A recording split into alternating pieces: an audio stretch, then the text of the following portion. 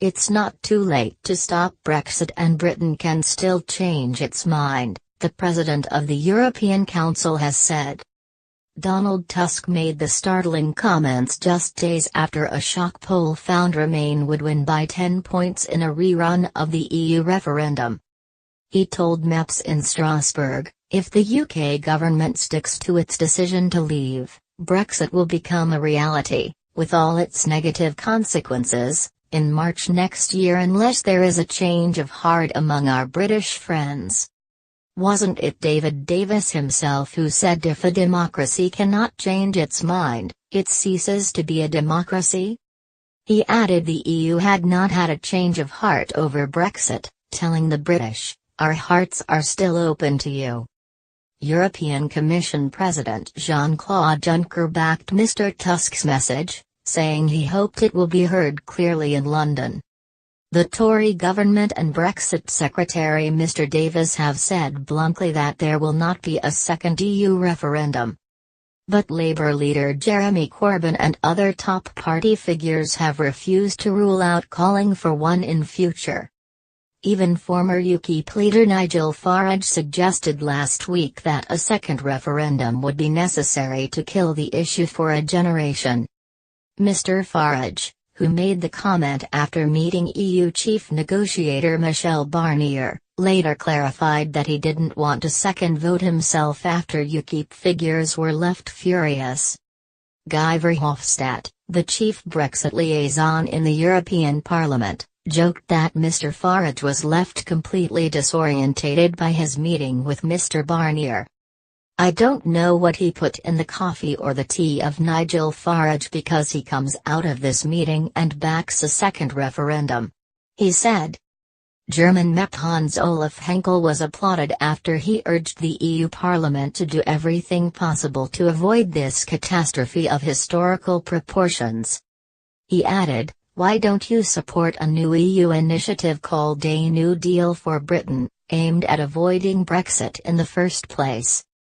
And if you can't do that, tell the British at least that should they change their mind before March 28, 2019, they could revoke Article 50. I don't think, Mr. President, that you want to go down in history as the president who lost Britain. Labour MP Ian Murray, a backer of the anti-Brexit Open Britain group, said, until we've actually left, Brexit is a reversible process, that much is clear. If people decide that Brexit isn't the right path for the country, they have the right to change their minds. The point has been made by legal experts, EU leaders and even the architect of Article 50, Lord Kerr. The government should now be upfront with the public and publish its own legal advice on the matter. Mr. Tusk and Mr. Verhofstadt both demanded more clarity from Theresa May over her Brexit plans after she reached a first-round deal over citizens' events, Northern Ireland and the £39 billion divorce bill in December. Mr. Tusk said, as regards our future relations, what we need today is more clarity on the UK's vision. Once we have that, the leaders will meet and decide on the way the EU sees its future relationship with the UK as a third country. Calling for continued unity among the remaining 27 members of the EU, he said, the hardest work is still ahead of us and time is limited.